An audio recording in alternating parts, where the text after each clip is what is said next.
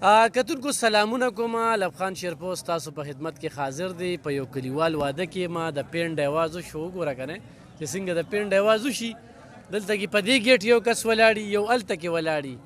او وي راځئ او بیا غټې وریجې. زه به په نن شا بیا په غټو وریجو خبرې کوم.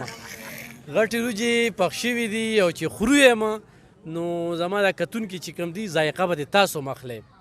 دته مو ووي چې غټې وریجې دې پې نه پخ کړې نو نه درځم واده له. هغه شانتې زما ومنله. تازه تازه سوشل اکټیویست شوی یم دی. چا وله په ګفټ کې جینۍ هم ورکړله.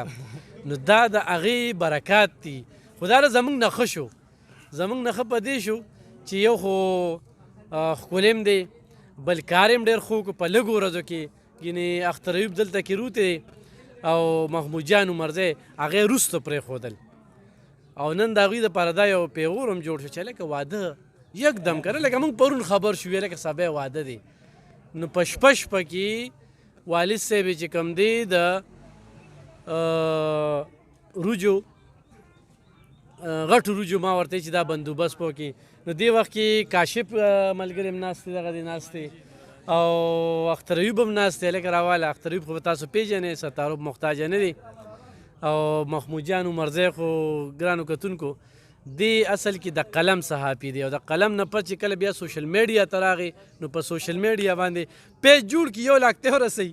او بس ختم شي. بیا بل پیج جوړ کړي بیا 1 لاک ته ورسوي. بیا چې کوم دی نو اختر ایوب یا د عدنان دی د رور دی نو دی پې داسې یو پوسټ وکړي چې دغه پیجونه نه اخلاص کړي. دې وخت کې د هغه یو شمېر پیجونه د 1 لاک نه اوښتلي دي او نوې نوې جوړی. نو په سوشل میډیا باندې بیا ښه کار وکړو، په ریډیو باندې هم کار کوي. خو دا د هغوی په محمود جان صاحب په شاګردانو کې راځي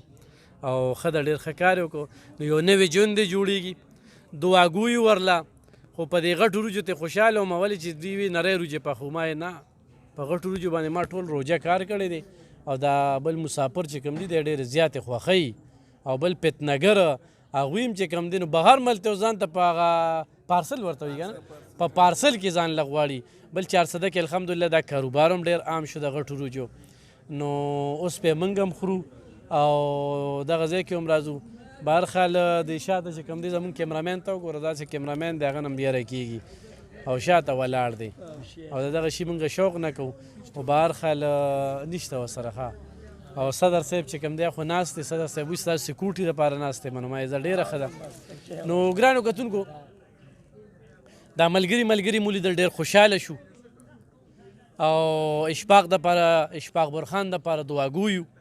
نوې ژوند یې جوړېږي. الله پاک ورته یو موقع ورکړه او دا تقدیر چې بدلیږي نو دا چې کله سړی کویدن وکړي نو هغه ټیم نه شروع شي او چې کله بیا واده وکړي نو بیا د هغې نه پس شروع شي. نو خو الټه شو ورپسې نو بیا به ماله کیمرې له راځي او ویډیو به ورله کومه او که نه ښه شوه نو کیدای شي چې بیا زموږ فاونډیشن سره هم دې مدد کوي. نو ډېر ضرورت و عدنانه چې تا دله واده را جوړه لکه عدنان یې مشر رور دی او د خپله نه دی کړی ورو کشر رور باندې پرې خیال ساتي. لومبي خو ستا ډېره زیاته مننه کوم دلته د راتلو یو جهان مننه د زړه نه دې مشکور یم. او بل دویمه دا خبره چې نن سبا دور داسې دی چې هلک کله داسې ینګ شي او هلک زلمیتوب ته ورسي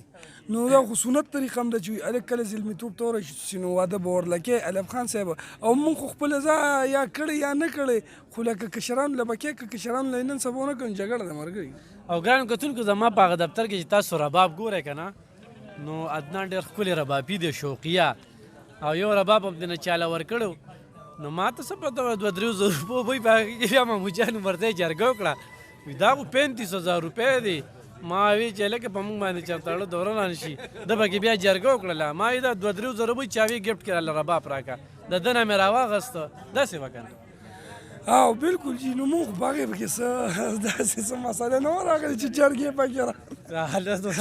جرګې پکې راغلې او هغه پیسې هم ګورې ما ته په کشتونو میلاو شوي وې. په کشتونو میلاو شوي خو ما ته خو دونه ریټ پته نه و چې رباب یې دونه ګران. زیاتر خلک وایي چې الف خان سره به دونه پیسې او الف خان به دونه مالداري. نو زه به ده ویم چې زما یو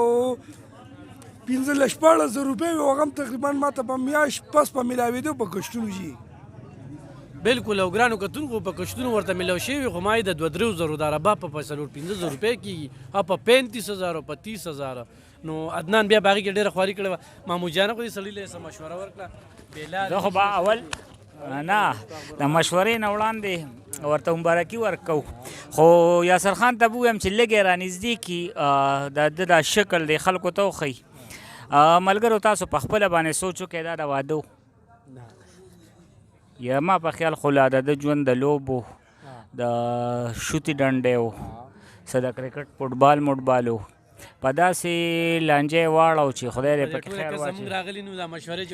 نو مشورې ښه خبره دی چې یو سړی مشورې ومني خو زه مشورې ونه منله الله دې ورله ښه کړي خو زما په خیال باندې دا د واده لا نه لا ماشوم و د ژوند ځکه چې د ماشوموالي دا ژوند چې کم دی دا ډېر کم وي او خلک کامیابۍ پسې ځي ځي ځي ځي ځي چې کله غټ شي نو بیا وایي چې وایي زما هغه د خوشحالۍ ژوند خو هغه مخکینی و نو هغه د خوشحالۍ ژوند دی نن په دغه حالاتو کې دی چې خدا یو دی په داسې ټیم کې پې ښځه زوروره شي که نه نو د مور پلار دی بیا بیل کړي کتلی دي نو لکه یو خبره کوم د دوی خاندان چې کم دی بلکې پلار یې به یاد کړمه چې پلار یې داسې دی چې یو خو هغه سرکاري نوکر دی په خپل هم ډېر په کم عمرۍ کې واده کړی دوی چې ورسره اکثر هغه سره ګرځي نو داسې ښکاري لکه دوه ملګري چې وي که نه لکه څه عجیبه غوندې ماحول کې هغه هم واده کړی او بیا دوی هم د دغې ماحول نه ډېر لرې ساتلي نو زما پې دغه یقین نه دی چې دی به د ښځې د لاس او یا د واده د لاسه خپل کور خپل رور او خپل پلار پرېږدي دغه مې پې یقین نشته ځکه تربیت یې ډېر ښه شوی دی او هغه پلار یې هم که تاسو لیدي که نه نو په ږیره کې اوس لږ لږ شانتې سپین راغلی دي نو ځوانه لږ دی په کار ده چې ورله وکړي موږ هم وایو چې په کار ده چې ورله وکړي ځکه چې دې وخت کې هغه بالکل د واده جوګه دی نو لکه ګوره ما خو نه راتله زه چېرته واده له نه ځم دوی زما خبره مو منله مطالبه مو منله نو ګوره دا غټې وریجې چې کمې دي که نه دا په دې 400 کې تقریبا د 600 کالو راسې پخېږي خو دې تېره روژه کې چې تاسو نه مشهورې کوي نو دا هغه 600 کالو کې دې خلکو نه وې مشهورې کړي نو زه خو وایم چې دغه غټو وریجو والا د رزړو دې کسانو ته به خواست وکړو دغې خلکو ته به ووایو چې هغه پکې تاله څه نه څه لکه شاپر کې چې درله رالیږي ځکه روژې نه پس خو ته بیا نه پخې نو روژې نه بعد چې کوم دی په کار دا ده چې بیا تاله خامخا څه درکوي نه دغه تم هم خو دې نشته دی خو به هر حال کاروبار وسیع شو یوه او بل دا چې ون ډش دی او چې لا اچار ورسره وي او اوس ورسره دا واړه امچوره کردی او بیا چې که زمونږ په غلي علاقو کې نارنجیان ومي چې هغه هم وله روړی هغه هم پې واچوې نو بیا خو څه بل شانتې مزه کوي موږ یې چې اوس خورو نو لکه خلکو سره به زه دغه کوم خو به هر حال د اشفاق سره به لږې خبرې ترې وکړو چې بې لارې نه شي هېڅ پته نه لګي اورې او اشفاق لکه تا له خو چا هر څه چې دي نو ګفټ یې دله درکړه که نه دا د سوشل میډیا برکات ګوره سوشل میډیا کې خلکو د خلکو خدمت هم وکړو د خلکو بېعزتۍ هم وکړې او هغه خو فتنه ده د فتنې خو زه څه ویلی نه شم خو اشفاق برخان پکې یو مثال دی چې دلی پکې غټه پټه جینۍ ورکړه دا غټ پټ وادې روان دی وادې هم په داسې په دوم دام کې روان دی چې څه پکې موږ خلکو چاندې ماندې وکړلې موږ وی چې په هفته هفته کې واده جوړ کړو او بله نوی مددان چې کوم دی په هغې پابندي لګولې ده یعنې بس زه چې یو ځای کې ناست یم نو خلکو ته پته ولګي دی چې خپله صفۍ کوي بیا که نه په دې هم ډېر وخت لګي خو زه بهر حال واده وشو مونږ بیا خو ستاسو د زړه نه مشکور یم چې دا نه لنډ ټنګ وخت کې راغلی موږ له هم ټیم راکړه مننه کوو د زړه نه شکریا ادا کوو او بل چې څنګه تاسو ووي نو بس محمود جان صاحب وایي چې زمونږ عمرونه چې کم دی هغه کم لا دغه کې ویښتو کې هم ګمون نه ولی چې د پلار په مخ کې ویښتو کې ګمون زه بس وایي دا سړی د واده دی نو بس هغوی بیا په هغې تکل کې نو که موږ بیا ډېر هم چغې سورې وخوا دی خوا خوا چې ما په هم کې لا ټیم پکې ډېر دی ورګه چې خپله کامیابۍ ته ورسو دغه ته خو اسلام هم د اجازت ورکوي چې یاره بس سړی چې کم دی بالغ شي او هغه میچې ورشي پی شي نو هغه له واده کول پکار دی په حق لیول باندې چې کم دی زمونږ هغه فیملي روانه ده او بچي څنګه وګوري چې یاره دی میچې ورشو او خپل ځان هم ساتلی شي او په هر څه باندې پوه شو ښه بده باندې پوه شو نو عدل واده پکار دی اشفاق اکثر چې سړی واده وکړي ګومنځ تپوس ته وکړه ډېر ځوانان داسې دي چې هغه واده غواړي او ګومنځ هم کور په دغه کې وایي او بیا هم ورله نه کوي چې دا ګومنځ دی په کوم انداز دا په دې رواج چل ورته وښایه ولې چې زیات دی دلته زموږ په مردو کې په واده پسې ړوند شو نو بس دا خو در سړی خپله یو طریقه که نه څوک یې نښتې کور کې لوښي هم ماتې خو بیا هم کار نه کېږي او څوک چې کم دی هسې بس هغه ګومنځ باندې کې خو هغه کار یې ټیک شي نو ته خو پوهېږې که نه او بار ګومنځ والا ولې سوچي سپیدي هم دې کوله میک اپ هم دې کو کله کله هغه وایي چې هلکه دا زوی خو مې ډېر بېلارې کېږي خو بیا د واده نه پس ډېره لکان بدل شي که نه ښځه پې زوروره شي نو ته دغې والې سره څه وې چې بیا وروستو راځو چې دا خبره کوي وي. یاره لومبې خو مور او پلار د ټولو نه زیات خواږه دي، ځکه چې خره رشته چې کوم ده هغه بیا میلاویږي، خو مور رور خوره دا رشته چې کوم ده دا بیا نه میلاویږي. نو لومبې خو ډېر ریسپیکټ او ډېر دغه سره خپل کور والا چې کوم دی هغه پې یول غواړي چې یاره ډېر دغه سره راتګ پکار دی. بل چې څنګه تاسو وي نو بس زندګي د تېرو بیا ورسره، کله به هغوی اوچته او کله موږ ښکته، بس لینډ به روان وي.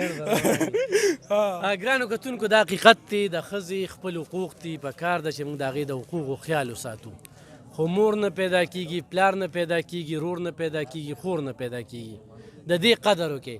ما ډېر خلک داسې ولیدل چې موږ له فاونډیشن ته بچي لګي شي، مور را ورو شړي. اوس هم را سره په مدرسه کې شته دي چې بچو مور را شړلې ده، پلار یې را شړلې دی. لعنت دی په داسې بچو باندې چې هغه د مور پلار خیال نه ساتي. د مور په خپو کې وي جنت دی. پلار چې کومه خواري د زوی دپاره وکړي او بیا هغه پلار راپاسي. بهرحال په دې ملک یوه فتنه شروع ده او زوی راپاسي پلار ته وایي نه پوهېږي. الله پاک دې موږ د دغه فتنې نه وساتي. ډېر عجیبه شانتې سسټم روان دی. پلار به په یو پارټۍ کې، زوی به په بله پارټۍ کې وي او بل رور به په بله پارټۍ کې. په یو کور به 5 جنډې لګولې وي، خو دا یوه جنډه چې کومه ده نو دا ډېره زوروره ده.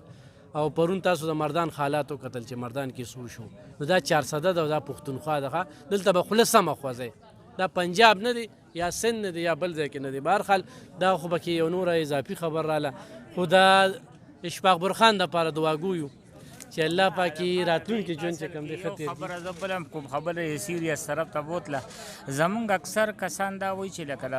مور او پلار د خپلې ښځې دپاره نه دي پرېښودل پکار، خو دغه جینۍ چې کومه ده دا هم د یو کور نه راځي، د یو مور او د یو پلار لور ده، نو هغه مساوي حقوق د هغې هم پکار دي چې وشي. زمونږ اکثر ملګري داسې وکړي چې هغه پردی وګڼي او د بل کور یې وګڼي، حالانکې تاسو وینئ چې د چا اولاد دی هغه د لور سره هم ډېره لویه خواري وکړي، د ماشوموالي نه یې غټه کړي، تعلیم پې وکړي، سبقونه پې وکړي، تربیت پې وکړي، کبې خرچې چې دي د بیمارۍ هغه پې وکړي. د هغې نه پس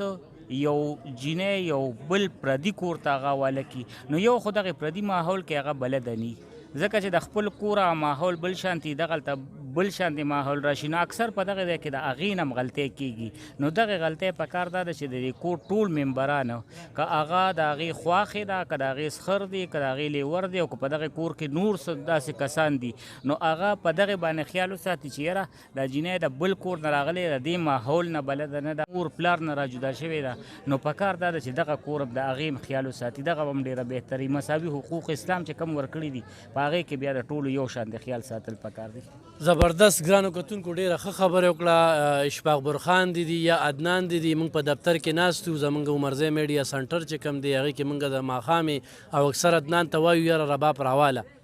نو رباب ډېر ښکلې وخي، خو د دوی د پلار سره چې دا کومه دوستي ده ګوره وي، د بچو سره دوستي جوړه که هغه کور به همیشه کامیاب وي. کله چې د پلار او د زوی ترمنځ فاصلې وي نو بیا به دغه حالات راځي. بل په تړله کوڅه کې به یې لور ورکړې وي، د کم کور کې چې ولا دا کومه لور راله د دې خیال نه ساتي، خو چې څه مونې نه هغې ته لیږي. نو تا له خدای پاک یو بله لور درکړه، دا د خواښې خبره کوو چې یو بله لور یې درکړه، د دې لور خیال وساته. پته چاته لګي چې کله یې رور په ډولۍ کې کښېنئ،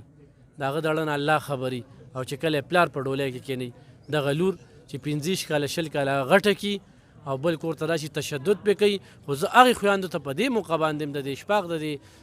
واده او د دې ناستې نه دا پیدا کړم چې دا آیا نه ده چې ما د رور یا ساتل او ما د پلار یا ساتل، نو ځکه چپم چې کوم ځای کې د باندې تشدد کېږي. نالب خان شرپو به دې مرزو کې ناست دی بالکل ولا راځئ قصه ختموئ. دا ستا حق دی، دا فرض دی بیا چې تشدد د باندې کېږي، ظلم د باندې کېږي، زیاتې در باندې کېږي، نو زورور الله دی دغه سړي سره بالکل بیا نور مه پاتې کېږي او د دې خیال وساتئ. ګرانو کتونکو بیا اپیل کومه، دا سړی ډېر نیازبین هم دی، وړوکی هم دی او بس عدنان دی نو زورور دی، په خپله یې ځان بې لارې کړی دی او دی په لار که. نو دعا ورله کوئ چې نوی ژوند دی ښکلي تېر شي، په خوشحالو یې تېر شي، په مزو یې تېر شي او نوی ژوند دی د برکتونو شي او د جنګ جګړو پیغورونو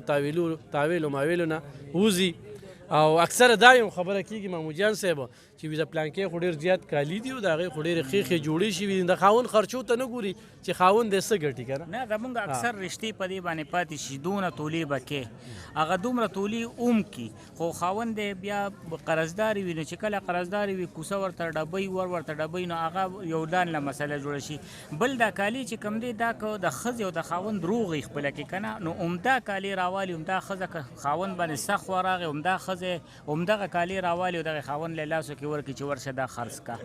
او که فرض کا یو تا بې کالو هم ورکه خو چې خاوند ترقي وکړه نو خاوند بیا داسې نه چې هغه خپلې ښځې له کالي نه کوي نو اکثرو زنانو کالي اړو خبره نه شوې خو چې کله هغوی له الله موقع ورکړې نو بیا ول لس او شل تولې کړې دي خو او که چا غوښتې دي نو لس تولې کړې دي خو کله چې بیا سخته راغلې د هغه لس تولو نه هغه خلاصه شوې نو په دې څیز باندې انحصار نه دی پکار انحصار په هلک باندې په جینۍ باندې د هغوی په تربیت باندې او د هغوی په خاندان باندې پکار دی چې جینۍ خاندانی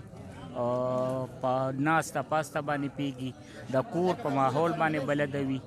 نو او هلک هم داسې دی چې هلک هم کوشش دا پکار دی چې یو هلک باکرداره دی باروزګاره دی شریف دی څه نشی نه دی څه بله مسله پکې نشته نو بس ورکول پکار دی بالکل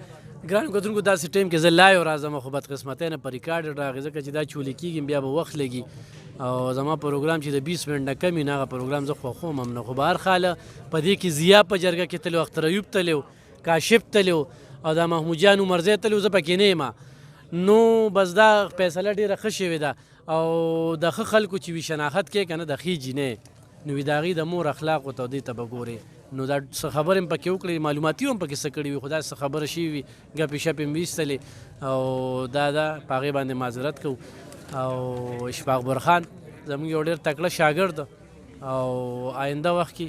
ته امید ساتو چې یو تکړه سوشل اکټیویسټ چې کوم دی هغه وزیداري ټول ناظمان ولا را روان دي چې چا نه هم ویډیو کړی ټول راغلي خو څوک تش را روان دي تشه څوک څه روړي نه نو پکار ده چې لکه د دې نه پس دا تاسو ویډیو ګورئ نو خیر دی په دویمه درېیمه ورله روړی د خپل حق ادا کړئ مننه خوشحاله او باد اوسئ